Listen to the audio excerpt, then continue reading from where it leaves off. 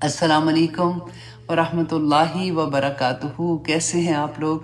वालेकुम अस्सलाम, वालेकुम अस्सलाम।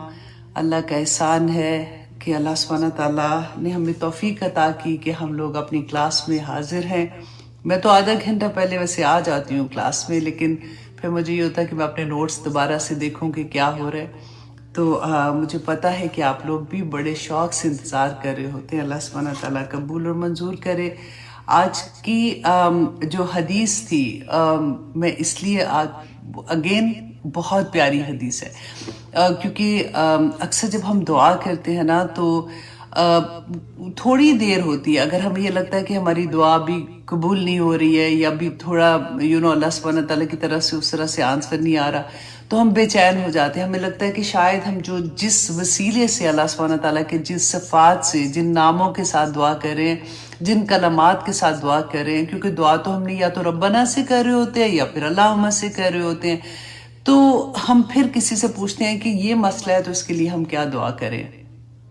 तो मैं ये हदीस जब पहली दफ़ा भी पढ़ी थी तो मुझे बहुत अच्छी लगी थी, बल्कि मैंने फिर सारा एक ही पेपर पे लिख के याद भी कर ली कि अल्लाह सुब्हानहू तआला के जो रसूल अल्लाह ने बताया था कि इसमें आज़म कौन से हैं जिनके थ्रू, जिनकी साथ अगर दुआ मांगी जाए तो अल्लाह सुब्हानहू तआला दुआ कबूल करते हैं।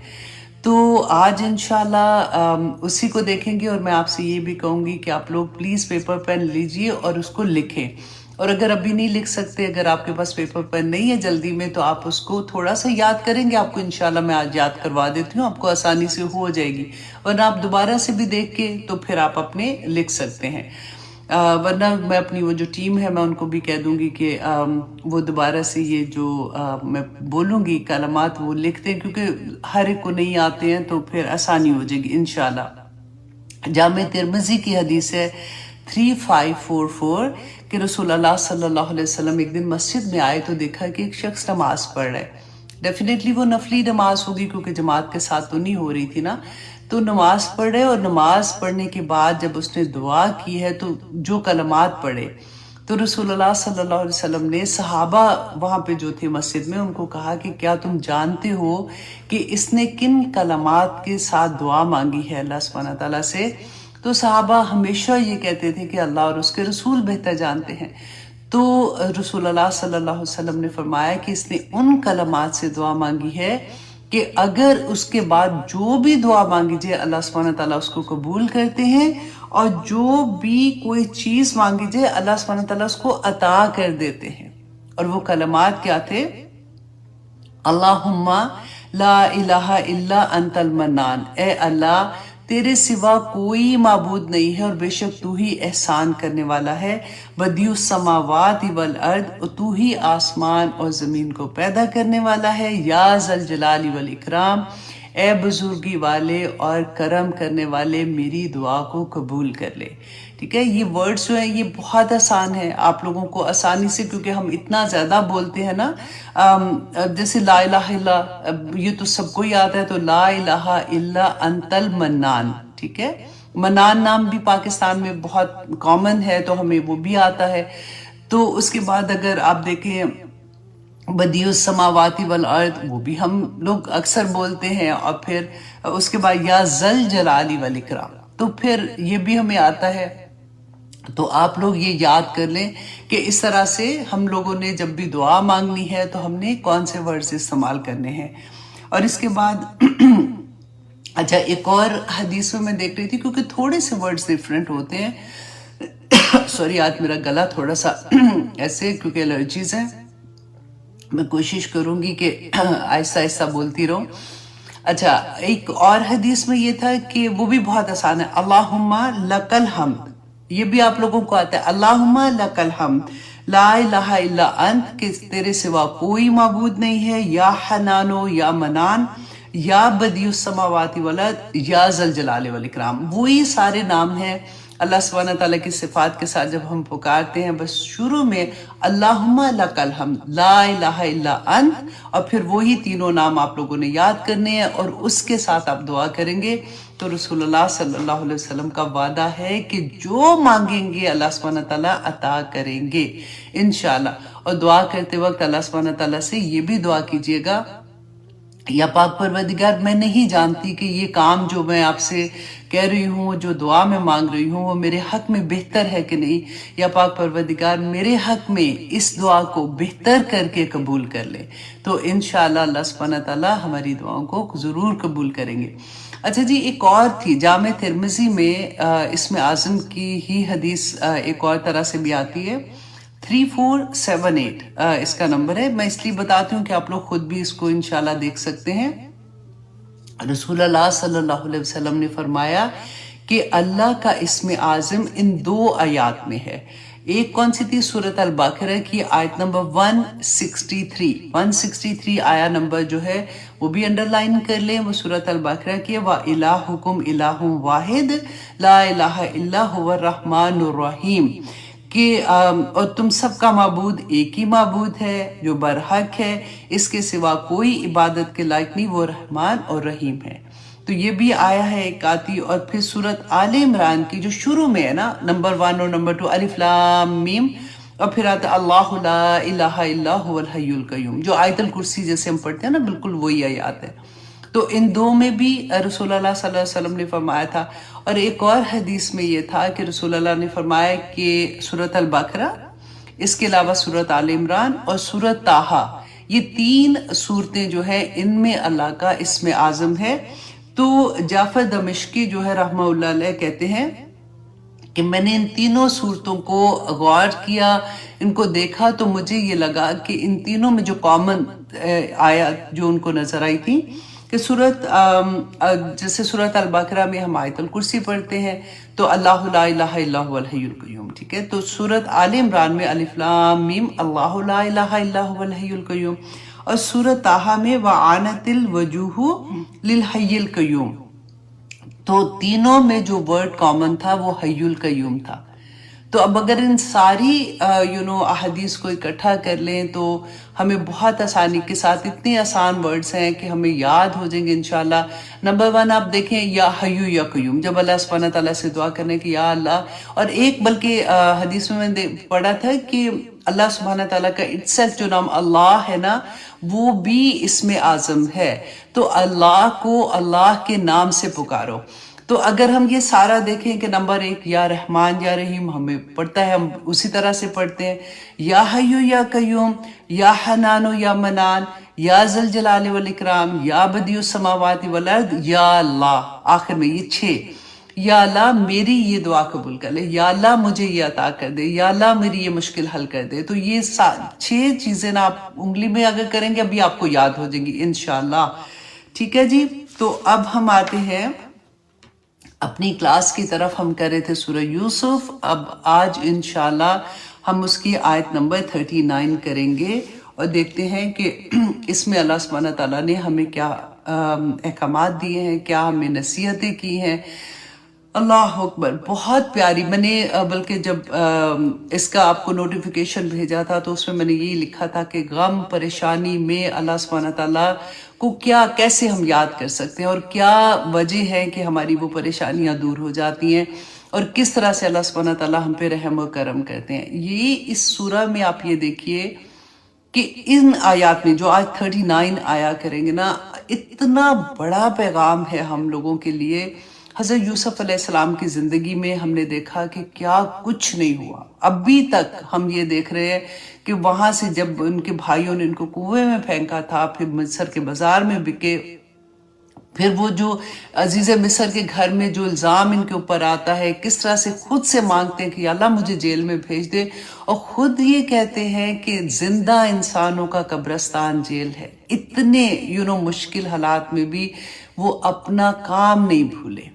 اب دیکھیں ہم پہ اگر تھوڑی سی مشکل آتی ہے نا، تھوڑی سی مشکل آ جاتی ہے تو سب سے پہلے جو کمپرومائز ہوتی ہے نا، وہ ہماری عبادت ہوتی ہے، ہماری نماز ہوتی ہے، کیونکہ اللہ نہ کرے اب غم کا جب سچویشن ہوتی ہے تو کہتے ہیں ہائے دل ہی نہیں کر رہا تھا نماز پڑھنے کو، ایسی پریشانی اب نہیں پڑھی جا رہی، اور اگر خوشی آتی ہے نا تب بھی مصیبت آ جاتی ہے، بازاروں میں کیونکہ چکر لگ رہے ہوتے ہیں، ہائے وہ گئی تھی بازار تو یہ بھی نماز قضا ہو گئی، وہ بھی نماز قضا ہو گئی۔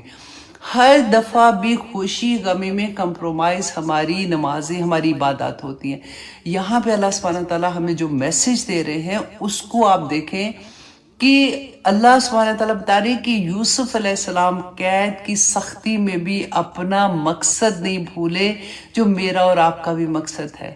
کنتم خیر امت اخرجت للناس، تم اخرجت للناس، کہ تمہیں میں نے کیوں پیدا کیا؟ کنتم خیر امت، بہترین امت ہو تم، اس لیے کہ تمہیں میں نے لوگوں کے لیے پیدا کیا تاکہ تم ان کو برائی سے روکو اور اچھائی کی ان کو تلقین کرو۔ یہی ہے نا ہم لوگوں کا کام۔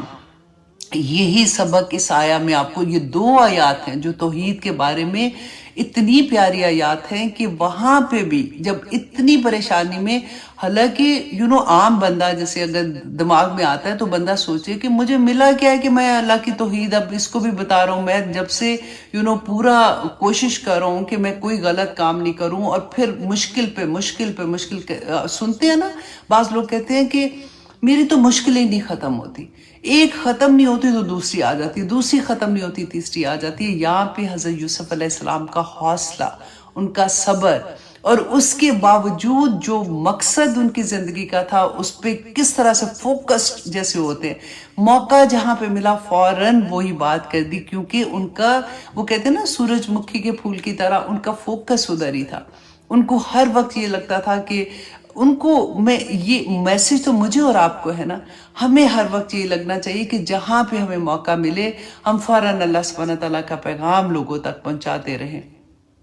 اب یہاں پہ انشاءاللہ اور بھی بات کرتے ہیں اس کے بارے میں کہ آیت نمبر سورہ یوسف آیت نمبر 39 اللہ سبحانہ تعالیٰ فرماتے ہیں کہ اب یوسف علیہ السلام کے پاس جب وہ 2 قیدی جو تھے ان کے ساتھ تھے وہ آتے ہیں، ان سے خواب کی تعبیر پوچھتے ہیں۔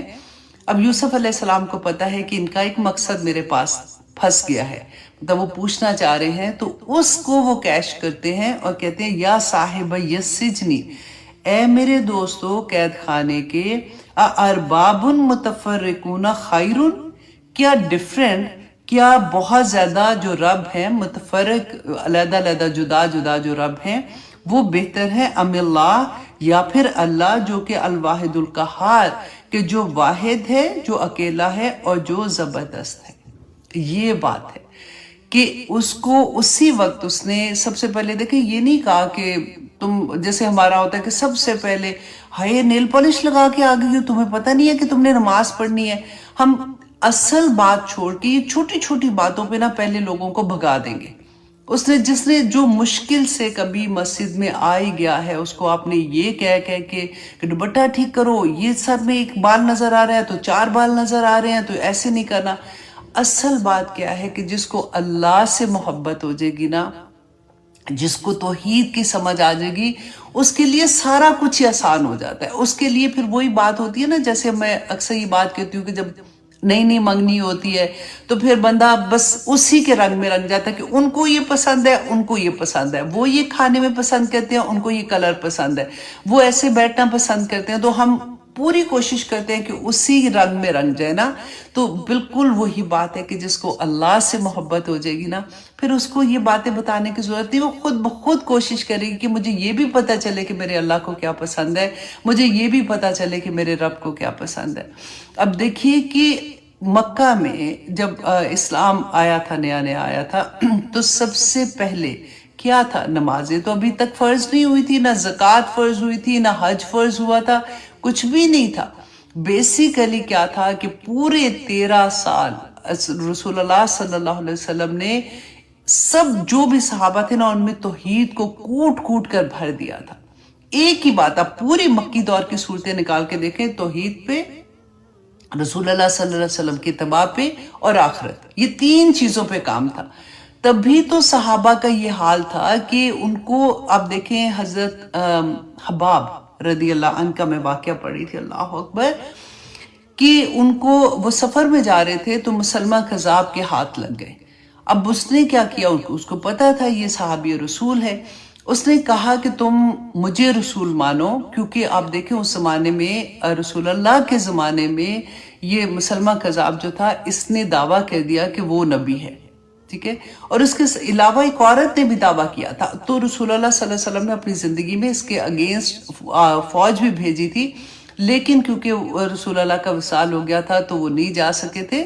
تو اس کے بعد حضرت ابو بکر صدیق کے زمانے میں پھر اس کو قتل کیا گیا تھا.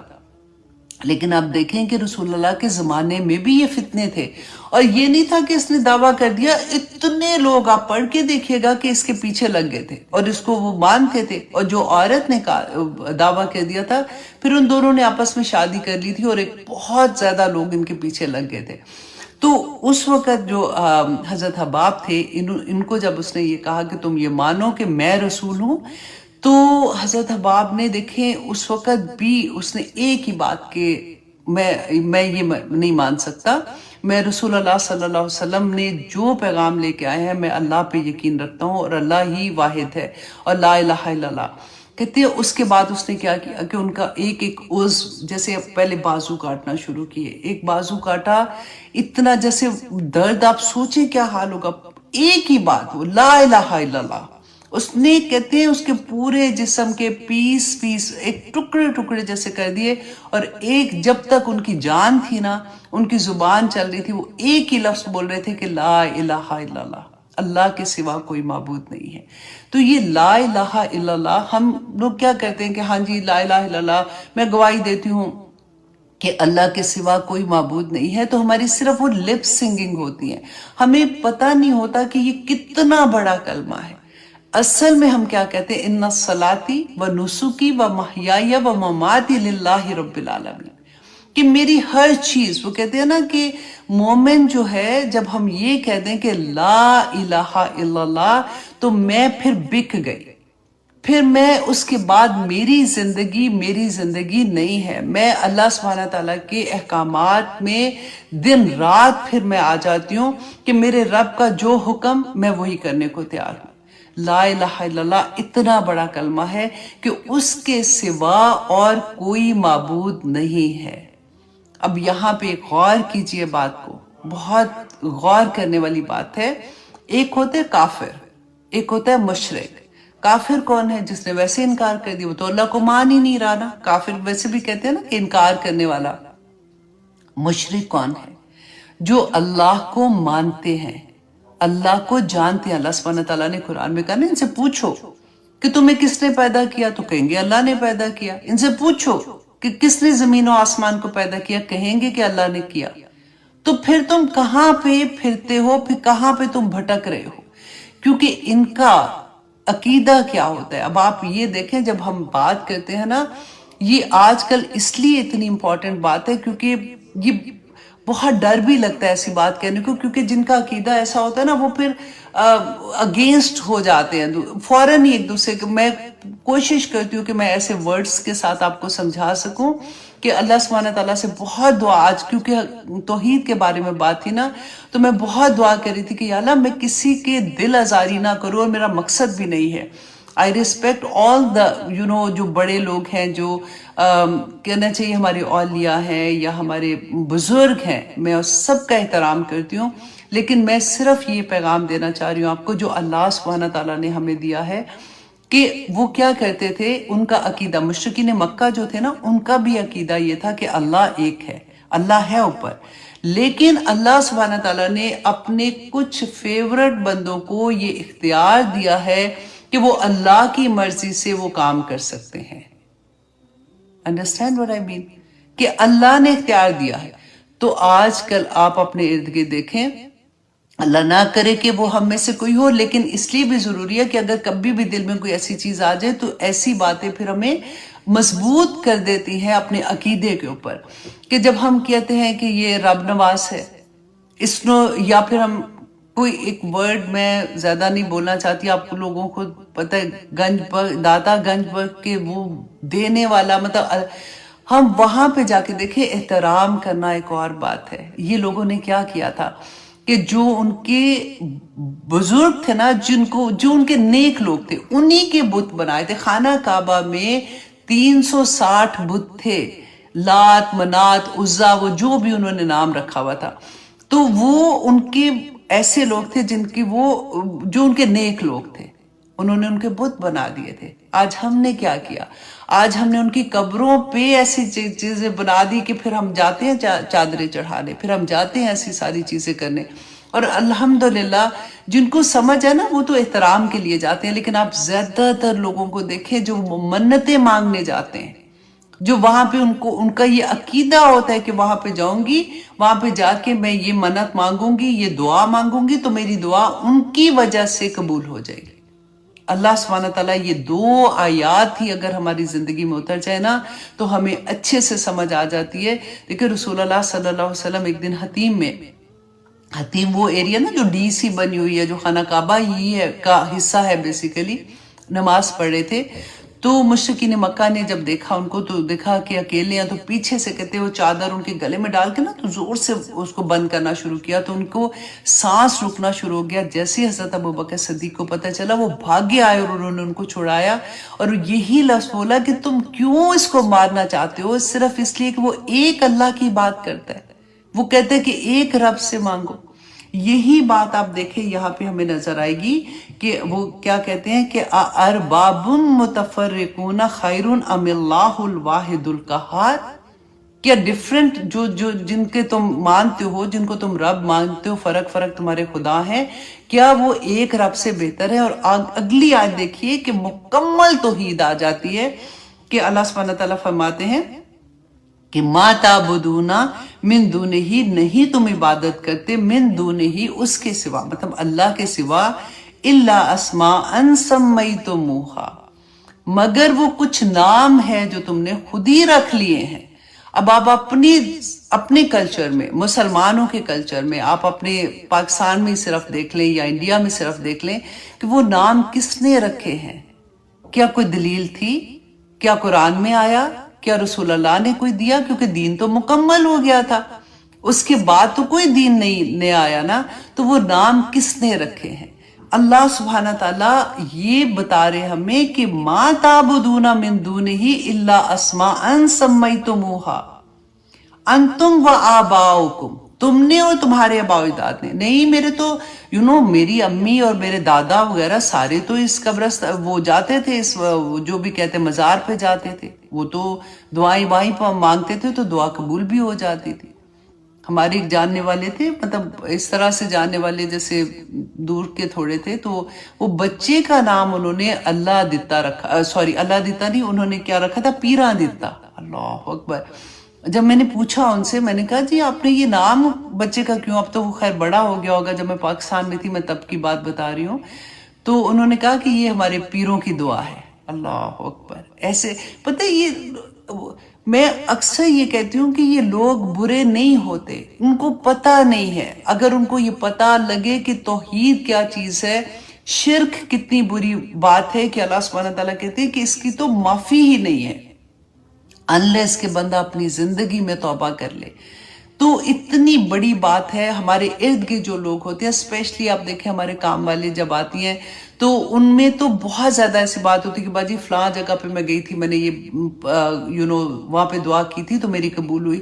دھاگے باندھے ہوتے ہیں یا اس طرح والی چیزیں ہوتی ہیں.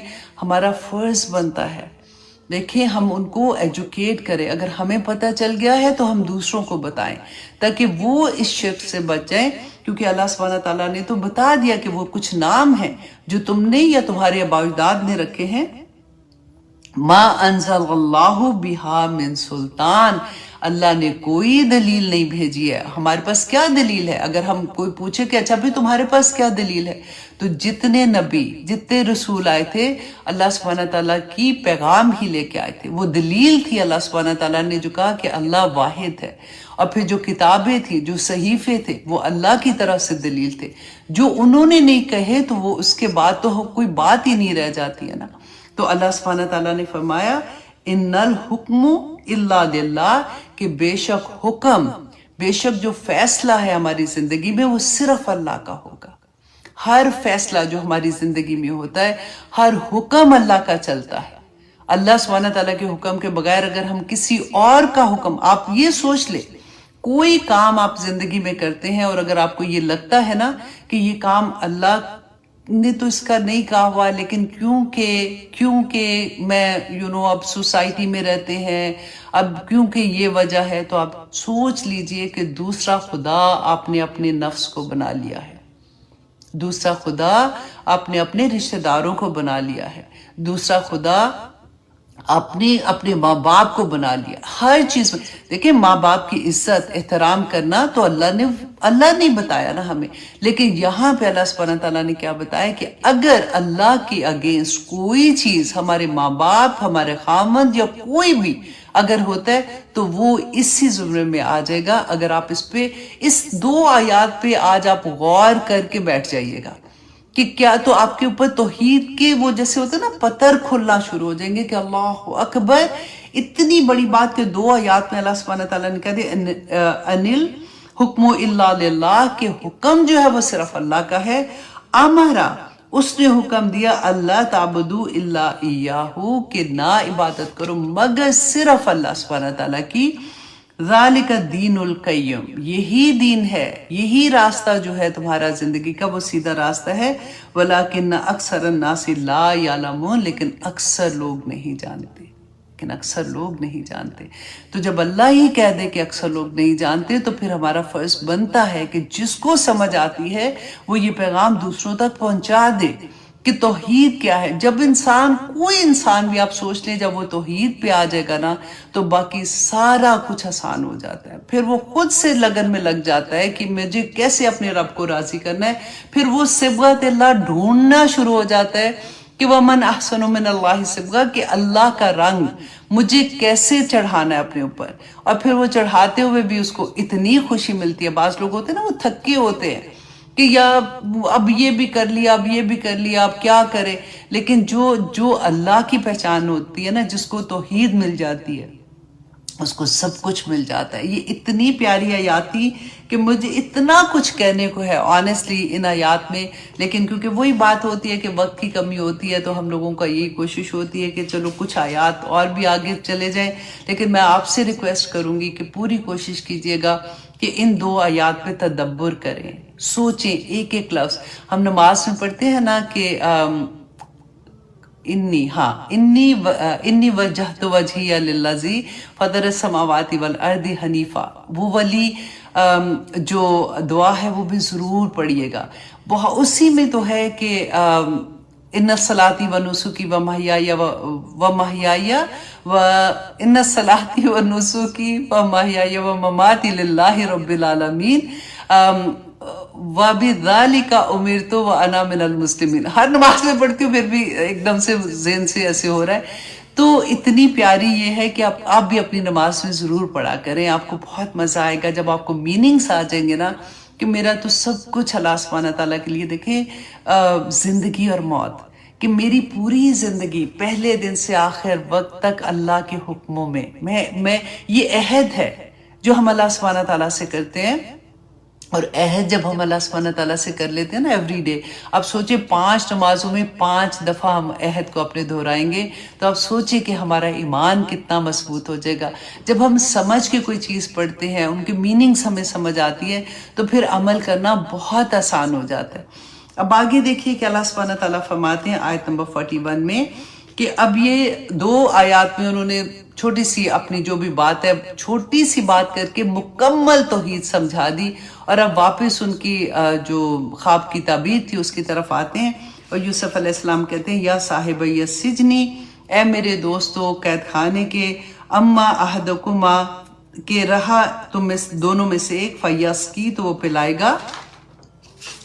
اب یہاں پہ ایک اور بھی چیز دیکھیے کہ حضرت یوسف علیہ السلام سے خواب کی تعبیر پوچھ رہے ہیں تو ان کو یہ تو پتہ لگ گیا کہ ایک جو ہے، کیونکہ یہ 2 لوگ تھے، ایک وہ تھا جو ساقی تھا جو بادشاہ کو شراب پلاتا تھا، اور دوسرا وہ تھا جو نان بھائی تھا جو کھانا پکاتا تھا۔ تو ایکچولی گناہ گار جو تھا وہ جو کھانا پکاتا تھا اس پہ الزام کیا تھا کہ وہ بادشاہ کو زہر دینا چاہ رہے تھے، مارنا چاہ رہے تھے، اسی کے الزام میں یہ جیل میں آئے تھے۔ تو اصل میں گناہ گار جو تھا وہ جو کھانا پکاتا تھا نا وہ تھا، جو ساقی تھا وہ گناہ گار بادشاہ کا نہیں تھا، وہ اس پلان میں شامل نہیں تھا۔ تو یوسف علیہ السلام کو پتہ بھی تھا، اس کے باوجود آپ ان کے بلانے کا طریقہ دیکھیں کہ کتنے پیار سے بلا رہے، یا صاحبہ یسجنی، اے میرے دوستو، جیل کے دوستو، کیونکہ ان کو یہ پتا تھا کہ دوسرا جو بندہ ہے نا اس کو پھانسی ہو جائے گی، وہ ختم ہو جائے گا۔ تو ان کے درد آپ یہاں پہ دیکھیے کہ ان کو یہ تھا کہ اس کو توحید سمجھ آ جائے، یہ زندگی میں توبہ کر لے گا تو یہ جنت میں چلا جائے گا، کیونکہ ان کو یہ پتا تھا کہ اگر یہ توحید پہ نہ ہوں گے، یہ اسی طرح سے اس دنیا سے چلے گے تو ان کو سزا ملے گی۔ تو اس لیے وہ دیکھیے کہ ایک داعیے دین کے لیے بہت بڑا پیغام ہے کہ ان کو یہ درد ہونا چاہیے کہ جب آپ کوئی ایسی چیز دیکھیں کہ آپ کے ارد گرد لوگ ہیں یا آپ کے لو ونس ہیں، کوئی ایسی چیز کر رہے ہیں جس کا آپ کو پتہ ہے کہ یہ گناہ بہت بڑا ہے، تو آپ چھوٹا بھی ہو بڑا بھی ہو، آپ اچھے طریقے سے آپ ضرور اللہ کا پیغام ان تک پہنچا دیں کہ اب یہ کہہ رہے ہیں کہ ربہ خمرہ، کہ وہ اپنے آقا کو شراب پلائے گا، مطلب وہ چھٹ جائے گا۔ وہ امل آخرو، اور رہا دوسرا، فیوسلبو، تو وہ سولی چڑھایا جائے گا، فتأکل الطیر، تو کھائیں گے اس کو پرندے، من راسہ، اس کے سر کے اوپر سے، قضی الامر، کہ فیصلہ کر دیا گیا معاملے کا۔ اب یہ جو سینٹنس ہے نا، قضی الامر، یہ کیوں کہا حضرت یوسف علیہ السلام نے؟ کیونکہ اب یہ تھا، یہ دونوں نے جب اپنی خواب کی تعبیر بتا دی نا حضرت یوسف علیہ السلام نے، تو انہوں نے کہا کہ نہیں، ہم تو ایسے ہی، ہمیں تو خواب نہیں آیا تھا، یہ کچھ مفسرین نے یہ بتایا اس طرح سے، تو ہم نے تو ایسے کہا تھا کہ ہم دیکھیں کہ آپ کو مطلب آپ کیا کہتے ہیں۔ تو اس پہ حضرت یوسف علیہ السلام نے کہا تھا کہ اب فیصلہ ہو گیا۔ وہ جو بات ہم کہتے ہیں نا کہ خواب کی تعبیر، آپ جس سے بھی پوچھو جیسی بھی تعبیر بتائیں گے پھر وہ ہو کے رہے گی۔ اگر سچی خواب ہے، جھوٹی خواب ہے، کہتے ہیں جھوٹی خواب تو ویسے ہی اتنا بڑا گناہ ہے، لیکن یہ بات جو ہے نا کہ اب فیصلہ ہو گیا، اب جو منہ سے لفظ نکل گیا، الذی فیہ تستفتیان، وہ جس کے بارے میں تم پوچھتے تھے نا، اس کے بارے میں جو کہہ دیا گیا اب وہ ہو کے رہے گا۔ اس لیے میں پھر سے آپ کو یاد کروا دوں، جب بھی کبھی خواب آئے کسی کو نہ سنائیں، انلیس کہ آپ کو یہ پتہ ہے کہ وہ اچھی خواب ہے تو اپنے لو ونس کو ضرور سنا دیں، وہ خوشی ہوتی ہے۔ لیکن اگر کوئی ایسی ڈاؤٹ فل خواب ہے نا، ایک تو وہ ہوتا ہے جو شیطان کی طرف سے ہے، تو وہ تو آپ کو پتہ ہے کہ آپ نے کیا کرنا ہے۔ لیکن وہ جو خواب اگر آپ کو آتا ہے کہ جو آپ کو تھوڑا سا ڈاؤٹ ہوتا ہے اور آپ کا دل مچل رہا ہے کہ مجھے پوچھنا ہے، مجھے کسی سے پوچھنا ہے، تو خدا کے لیے ہر ایک سے نہ پوچھنا، کیونکہ جو خواب کی تعبیر بتا دیتے ہیں پھر وہ ہو کے رہتی ہے۔ اور اگر کوئی نہیں، آپ کسی کو نہیں بتاتے، خواب معلق رہتا ہے، وہ ہوتا ہی نہیں ہے، اب صدقہ دے دے، نفل پڑھ لے 2 رکعت نماز، اللہ سبحانہ تعالیٰ انشاءاللہ خیر ڈال دیں گے اس میں، وہ ہوگا ہی نہیں انشاءاللہ۔ تو یہی بات قضی الامر یاد رکھیے گا کہ خواب کی تعبیر اگر کسی نے بتا دی نا، عقل مند کون ہوتے ہیں؟ اگر فار ایگزامپل آپ ہیں، آپ کو کسی نے خواب کی تعبیر پوچھی یہ سوچ کے کہ یہ تو قرآن کلاسز میں جاتی ہے، ایک تو قرآن تھوڑا سا بھی کرنا شروع کر دیں نا تو بہت سے لوگوں کو ایکسپیکٹیشن ہوتی ہے کہ ان کو تو سب پتہ لگ گیا تو ان سے پوچھ لیتے ہیں، اور کئی دفعہ ہوتا ہے کہ ہم پھٹ سے جواب دے دیتے ہیں کہ ہوئے یہ تو خواب ایسا ہے، تو نہیں کرنا، صرف چپ کر جائیں۔ اگر آپ کو یہ تھوڑا سا شک بھی لگ رہا ہے نا کہ خواب تھوڑا سا ٹھیک نہیں ہے، بولے نہیں، بس اتنا کہہ دیں کہ ہاں میں سوچتی ہوں، پھر میں انشاءاللہ بتاؤں گی، لیکن اچھا ہی لگ رہا ہے، بس اتنا سا کہہ دیں۔ اب آگے دیکھیے اللہ سبحانہ تعالیٰ آیت نمبر 42 میں فرماتے ہیں، آیت نمبر 42 میں فرماتے ہیں سورہ یوسف کی، وَقَالَ، اور کہا یوسف علیہ السلام نے، لِلَّذِي ظَنَّ إِنَّهُ نَاجٍ، اس کے بارے جس کے بارے میں ان کو یہ گمان تھا کہ یہ تو چھوٹ جائے گا، اس کو نجات مل جائے گی، منہما، ان دونوں سے، اذکرونی عند ربک، کہ اپنے آقا سے، اذکرونی، میرا ذکر کرنا۔ اب یہ بھی غور سے سننے والی بات ہے، فَأَنْسَاهُ الشَّيْطَانُ، تو شیطان نے ان کو بلا دیا، ذکر ربہ، ذکر کرنا اپنے آقا سے، فَلَبِثَ فِي السِّجْنِ بِضْعَ سنین، تو وہ رہے قید خانے میں چند اور سال۔ اللہ اکبر۔ اب دیکھیے کہ یوسف علیہ السلام کے بارے میں کچھ مفسرین نے اس آیہ کا کہا کہ اگر وہ یہ اس آدمی سے یہ نہ کہتے نا جس نے چھٹنا تھا کہ تم جا کے اپنے آقا سے کہنا، کیونکہ ان کو یہ تھا کہ میں بے گناہ ہوں، تو اس کو کہنا تھا کہ وہ مجھے چھڑوا دے، اگر وہ یہ نہ کہتے تو وہ باہر نکل آتے، ان کو اتنے سال قید خانہ میں نہ رہنا پڑتا۔ اب میں اور آپ سوچیں کہ اللہ سبحانہ تعالیٰ نے تو وسیلے دنیا میں بنائے ہیں، اب کوئی بیمار ہوتا ہے تو ہم ڈاکٹر کے پاس جاتے ہیں، رائٹ. لیکن ہمارا یقین کیا ہوتا ہے کہ شفا اللہ نے دینی ہے. دعائی ہم کھا رہے ہیں, شفا اللہ کے ہاتھ میں ہے نا. لیکن یہاں پہ آپ دیکھیے کہ اتنا بڑا میسج ہے ہم لوگوں کے لیے کہ ان کا صرف یہ یقین نہیں کہنا, ان کو یہ تھا کہ وہ جا رہا ہے تو وہ بادشاہ سے کہے گا تو میری رہائی ہو جائے گی. اس ایک بات پہ وہ اتنے سال جیل میں رہے کہ اللہ سے نہیں مانگا. سمجھ آئی ہے بات کی؟ اللہ سے ہم تو انسان بیچارے یہ تو نبی تھے نا اصل میں. اب دیکھیں سورت ہم نے حضرت یونس علیہ السلام کا, کہ جب ان کو وحی آ گئی تھی کہ عذاب کل آنے والا ہے, ان کو وحی تو آ گئی تھی, پتہ تو چل گیا تھا, لیکن ابھی اللہ کا حکم نہیں تھا کہ آپ شہر سے نکلیں. وہ نکل گئے تھے اسی غصے میں کہ اب تو ان کے اوپر عذاب آنا ہے. تو پھر کیا ہوا تھا مچھلی کے پیٹ کے اندر, ہے نا. یہاں پہ بھی اللہ سبحانہ تعالیٰ, اللہ اکبر, یہ نبی ہیں, اور صرف اتنی سی بات کہ میرا ذکر اس سے کر دینا تو اللہ سبحانہ تعالیٰ فرماتے ہیں کہ 7, کہتے ہیں بعض دفعہ آتا ہے کہ 4 سال, بعض جگہ پہ آیا کہ 7 سال وہ جیل میں رہے تھے. اللہ اکبر. بس یہ ہے کہ ہمیں کیا سبق ملتا ہے کہ جب بھی کوئی ایسی بات ہونا توکل اللہ پہ, اتنا مضبوط ہو. انسانوں سے ضرور مدد لینی ہے ہمیں, تو ہم دنیا اسباب کے ساتھ ہے, لیکن ہمیں یہ احساس یہ بھی پتہ ہونا چاہیے کہ انسان کو جتنی اللہ سبحانہ تعالیٰ نے اختیارات دیے ہیں یا جتنی وسعت عطا کی ہے نا, وہ اتنی ہماری مدد کر سکتا ہے نا, اگر وہ کرنا چاہے تو. اس سے بڑھ کے نہیں مدد کر سکتا. ایسا نہیں ہو سکتا کہ وہ پاکستان میں بیٹھا ہے تو میرے پیر صاحب امریکہ میں آ کے مجھے دم کر جاتے ہیں. وہ والا کانسیپٹ نہیں ہونا چاہیے کہ وہ چیز کر سکتا ہے جو عام بندہ نہیں کر سکتا. ہر بندے کو اللہ نے جتنے, اگر کوئی ڈاکٹر ہے, کوئی انجینئر ہے, کوئی آ کے اے سی خراب ہے تو اے سی ٹھیک کرنے والا تو وہی آئے گا کرنے کے لیے.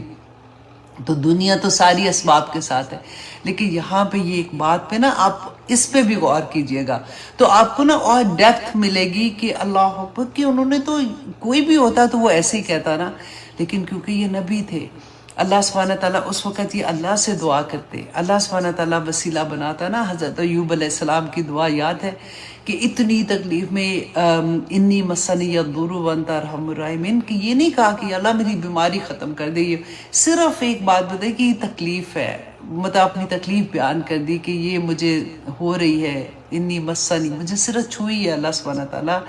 اللہ اکبر, تو رحمان ہے, رحیم ہے. اللہ اکبر. اللہ سبحانہ تعالیٰ ہمیں وہ توکل عطا کر دے, کیونکہ دیکھیں ہماری زندگیوں میں پریشانیاں, غم, دکھ, سب کچھ لگا رہتا ہے. خوشیاں بھی ہے ساتھ ساتھ, صحت ہے تو بیماریاں بھی ساتھ ساتھ ہیں. تو اس وقت ہمارا توکل کہاں پہ آ کے ختم ہوتا ہے. اب سوچیں کہ سب سے کمزور لمحے ہماری زندگی میں, کیونکہ یہ سارا توحید پہ ہے, وہ لمحے آتے ہیں جس وقت ڈاکٹرز انکار کر دیتے ہیں. ڈاکٹر کہتے ہیں جی اب اس کا علاج نہیں ہے, اب آپ اپنے مریض کو گھر لے جائیں, اور وہ ہمارے لو ونس ہوتے ہیں, ہے نا. اللہ پر وہ وقت میں پھر اب اگر ہمیں کوئی کہتا ہے نا فلاں پیر کے پاس ہم گئے تھے تو فلاں جگہ پہ ہم نے یہ دھاگا باندھا تھا, تو فلاں جگہ پہ ہم نے چادر چڑھائی تھی تو یہ ہوا تھا, وہاں پہ ایمان ہم بیچ دیتے ہیں, کیونکہ انسان کمزور ہے. بس یہ ہوتا ہے کہ وہ ہوپ کہیں پہ بھی نظر آتی ہے نا, جب ایک طرف سے ہوپ ختم ہوتی ہے اور دوسری طرف سے ہوپ اٹھتی ہے, اس وقت آزمائش شروع ہو جاتی ہے کہ ہم کہاں پہ جا کے گرتے ہیں. اللہ اکبر.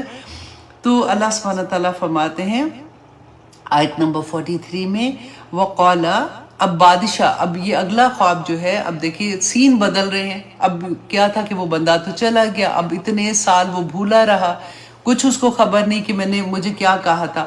تو اب کیا ہوا کہ وہ جب واپس گیا ہے تو وہی بادشاہ کو, کیونکہ وہ تو اس کی کام یہ ساقی تھا نا, وَقَالَ الْمَلَكُ, اور کہا بادشاہ نے, انی آرا, کہ بے شک میں دیکھتا ہوں, 7 بقرات سمان, کہ میں نے خواب میں دیکھا ہے کہ 7 موٹی گائے ہیں, یاکلوہن, کہ وہ کھا رہی ہیں انہیں, 7 عجاف, کہ 7 دبلی گائے کو وہ کھا رہی ہیں, وَسَبْعَ سُنبُلَاتٍ, اور 7 بالیاں خضر سرسبز, وَأُخَرَ یابسات, اور 7 بالیاں جو ہیں وہ خشک ہیں, اور وہ ان کو جو بالیاں ہیں نا سرسبز, وہ ان کو کھا رہی ہیں بیسیکلی.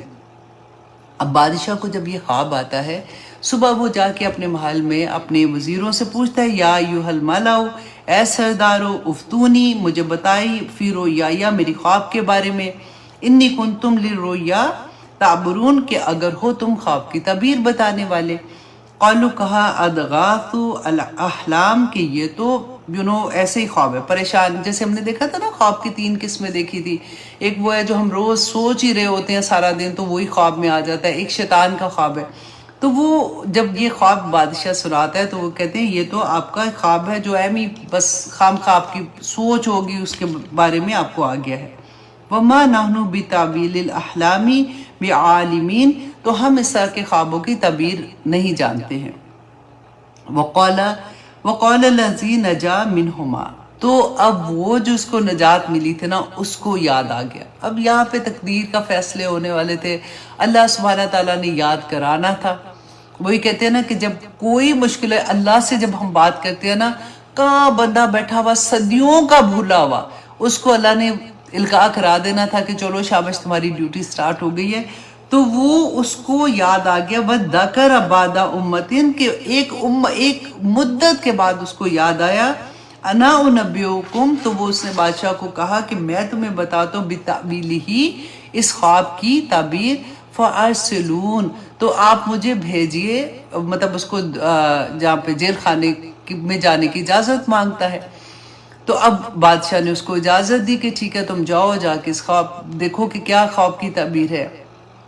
اب جب وہ جاتے تو کہتے ہیں یوسف اے یوسف ایوہ الصدیق اے میرے سچے دوست۔ اب آپ دیکھیے ذرا اتنی دیر کے بعد آیا اور آ کے چلاکی کیا کر رہا ہے کہ جس طرح سے بلا رہا ہے۔ اب ہم اس کی جگہ یوسف علیہ السلام کی جگہ ہوتے ہم کیا کہتے تھے، کیا مطلب ہے اب منہ اٹھا کے پھر آ گیا، اب میں نے کچھ نہیں بتانا، جا دوڑ جا، پہلے میں نے تجھے کہا تھا تو نے میرے کام نہیں کیا۔ اب یہاں پہ دیکھیے کہ یوسف علیہ السلام کچھ نہیں کہہ رہے ہیں، کوئی ایک سوال نہیں اس سے پوچھا کہ تمہیں میں نے کیا کہا تھا، تو 7 سال بعد 4 سال بعد آیا واپس، جتنے بھی سال تھے تو نے میرا کام ہی نہیں کیا، تو اب تو پھر میرے سے مطلب تیرا ہے تو آ گیا۔ اب وہ کیا بندہ کہتا ہے افتنا کہ بتاؤ ہمیں فی 7 بقرات کہ 7 گاؤں کے بارے میں سمانن جو موٹی ہیں، یا کلوہنا کھا رہی ہیں انہیں، وہی جو خواب بادشاہ کو آیا تھا، سبع عجاف جو 7 دبلی جو ہے وہ ان کو کھا رہی ہیں، وہ موٹی والی جو ہے وہ جو دبلی والی ان کو کھا رہی ہیں، سبع سنبلات خضر اور 7 بالیاں جو سرسبز ہیں، وَأُخَرَ یابسات اور دوسری جو خشک ہے، لعلی تاکہ میں تاکہ میں لوٹوں الناسی لوگوں کی طرف۔ دیکھیں چلا کتنا کہ پھر بھی نہیں بتا رہا کہ میں بادشاہ کا خواب لے کے آیا ہوں، تو تاکہ عام اس کو کہہ رہا ہے کہ میں لوگوں کو جا کے بتاؤں کسی کو خواب آئے، لعلہم یعلمون تاکہ وہ جان لیں۔ اب یہاں پہ یوسف علیہ السلام نے کہا قَالَ تَزْرَعُونَ 7 سنین دَابًا کہ تم کھیتی باڑی کرو گے 7 سال متواتر، کہ یہ جو 7 موٹی گائیں تھی نا اس کا انہوں نے کہا کہ 7 سال تم متواتر جو ہے وہ کھیتی باڑی کرو گے، اور ساتھ ہی اب دیکھیں ہم خواب کسی کو سناتے ہیں تو وہ خواب کی تعبیر بتا دیتے کہ اچھا خواب میں تم نے یہ دیکھا ہے تو اس کا یہ مطلب ہوگا، لیکن یہاں پہ دیکھیں کہ یوسف علیہ السلام ان کو اس کا حل بھی بتا رہے ہیں۔ فما حسدتم کہ بس جو کاٹ لو تم، فَذَرُوهُ فِي سُنبُلِهِ تو اس کو تم انہی خوشوں میں انہی بالیوں میں تم ان کو چھوڑ دو، اِلَّا قَلِيلًا مِمَّا تَأْكُلُونَ مگر تھوڑا جو تم کھاؤ گے، وہ تم ان کو جیسے گندم ہوتی ہے نا، جیسے ہمیں جو گندم نظر آتی ہے اس طرح سے جو جتنی تم نے کھانی ہوتی نکالو، باقی تم خوشوں میں ہی رکھنا تاکہ وہ سیف ہو جائے۔ اور اب آیت نمبر 48 میں فرمایا ثم پھر یأتی من بعد ذالک کہ آئیں گے اس کے بعد 7 شداد کہ 7 سال جو اس کے بعد سخت آئیں گے، یا کلنا ما قدمتم لہنا کہ پھر سخت سال جو آئیں گے تو کھا لیں گے جو تم نے پہلے رکھا ہوگا، جو تم نے سیو کیا ہوگا، الا قلیل مگر تھوڑا، مما تحسنون جو تم محفوظ رکھتے ہو۔ تو اب یہاں پہ یوسف علیہ السلام نے ان کو خواب کی تعبیر بتائی اور اس کا حل بھی بتایا۔ ثم پھر اب دیکھیں کہ 14 سال یہ ہوئے نا کہ پہلے 7 سال ان کے اچھے ہوں گے، پھر 7 سال ان کے ایسے ہوں گے جس میں ان پہ قحط آئے گا، اور آگے جا کے یہ جو 7 سال قحط ہے نا اس کی سٹوری آگے چلے گی جو بہت پیاری ہوگی انشاءاللہ، وہ آگے جا کے بات کریں گے۔ اب وہ بتا رہے ہیں کہ 7 سال کے بعد ثم یاتی من بعد ذلک عام فیہ یغاث الناس کہ اس کے بعد پھر آئے گا ایک سال جس میں بارش ہوگی لوگوں پر، وَفِيهِ يَعْصِرُونَ، اور پھر وہ خوب رس نچوڑیں گے، کیونکہ یہ بھی ہوتا ہے کہ جیسے 7 سال کا عرصہ تھا نا کہ وہ پورا زمین جو ہے وہ خشک ہو جاتی ہے، اور وہ آ جائے گا اس میں کیا کہتے ہیں، کیا آنا تھا گندہ، انہوں نے کہا دی تھی قحط آ جانا تھا، رائٹ، قحط جب آنا تھا تو اس کے بعد پھر کہتے کہ وہ 1 سال اتنی بارش ہوتی ہے تاکہ زمین پھر سے ہریالی اگانا شروع ہو جائے، اور زمین کی جو پیاس ہوتی ہے وہ ختم ہو جاتی ہے۔ تو یہی بات انہوں نے اس وقت بتا دی کہ پورا سال پھر بارش ہوگی اور پھر واپس ویسے ہی حالات ہو جائیں گے۔ اچھا جی، اب یہ جب بتا دیا، اب یہ بندہ واپس بادشاہ کے پاس آتا ہے تو اس کو وہ خواب کی تعبیر بتاتا ہے۔ قول الملکو، اور کہا بادشاہ نے، اتونی بھی، کہ اس کو لے کے آؤ میرے پاس، کہ یہ اس کو لگا کہ یہ تو مطلب بہت اچھی بات اس نے بتائی ہے، بلکہ اگلے اتنے سالوں کا ایک بادشاہ تھا نا، اس نے تو ملک سنبھالنا تھا، کہ یہ بتایا تو یہ کوئی خاص بندہ ہے، اس کو میرے پاس لے کے آؤ۔ ان کو یہ پتا تھا کہ وہ جیل میں ہے۔ فلما جاء الرسول، اب بادشاہ نے جب حکم دیا تو ایلچی جو بھی تھا بادشاہ کا وہ گیا اور جا کے حضرت یوسف علیہ السلام کو ملتا ہے۔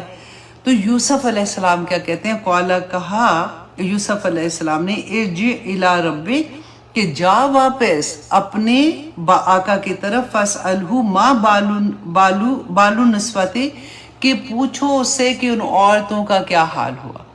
اب دیکھیں رسول اللہ صلی اللہ علیہ وسلم نے فرمایا کہ اگر یوسف علیہ السلام کی جگہ میں بھی ہوتا تو میں فوراً جیل سے باہر آ جاتا۔ مطلب اتنی بڑی بات تھی، اتنے سال سے جیل میں بیٹھے ہوئے ہیں، لیکن یہاں پہ کیا کہہ رہے ہیں کہ نہیں، مجھے باہر نہیں آنا، ابھی پہلے جو ان عورتوں کی جو بات تھی نا پہلے وہ کلیئر کرو۔ اس سے ہمیں کیا پتا سبق ملتا ہے کہ اگر کوئی بھی، کیونکہ ان کو پتا تھا، کیونکہ نبوت مل گئی تھی ان کو، جیل بھی ملی تھی نا، تو ان کو یہ پتا تھا کہ باہر جا کے میں نے دین کا کام بھی کرنا ہے، اور میں نے کوئی ایسا کام کرنا ہے کہ میرے اوپر اگر کوئی الزام ہوگا تو میری بات کون سنے گا۔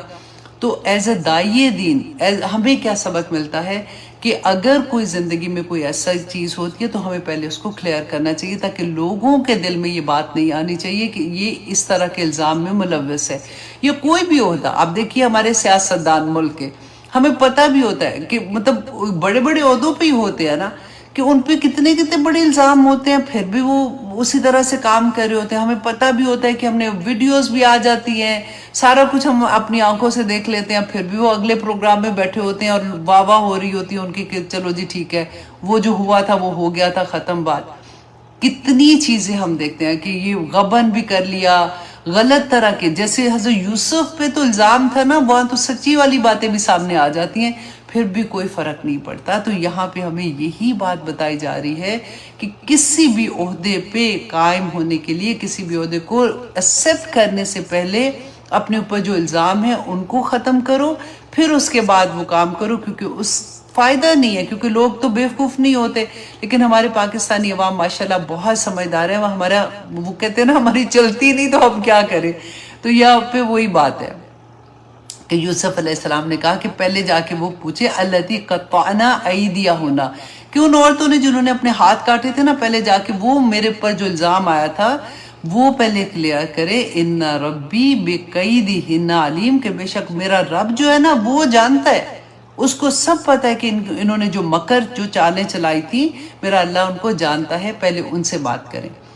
اب وہ بندہ واپس آتا ہے، آ کے جب اس نے بادشاہ کو کہا تو بادشاہ نے پھر ان عورتوں کو بلایا، کیونکہ ان کو پتا تھا بادشاہ کو، یہ کوئی سمجھدار ہی بادشاہ تھا، کہ اس نے کہا قولا، کہا ما خطبکن، کہ کیا معاملہ ہے تمہارا، اذ راوتن، جب تم نے پھسلانا چاہا یوسف کو، ان نفس ہی، اس کے نفس سے، قلنا، تو ان عورتوں نے کہا خاشا للہ، کہ پاک ہے اللہ، ما علمنا علیہ من سوء، کہ ہم نے اس میں کوئی برائی نہیں دیکھی۔ اللہ اکبر۔ اب دیکھیں اتنے سالوں کے بعد یوسف علیہ السلام کی صفائی پیش ہو رہی ہے، اور صبر کا عالم دیکھیں آپ، یہ سب سے بڑی بات دیکھیں، اتنے سالوں صبر کر کے پھر آ کے یہاں پہ بات ہو رہی ہے۔ بالکل مجھے وہی یاد آ رہا ہے کہ حضرت ابراہیم علیہ السلام نے جب خانہ کعبہ تعمیر کیا تھا، تب جا کے دعا مانگی تھی، تو رسول اللہ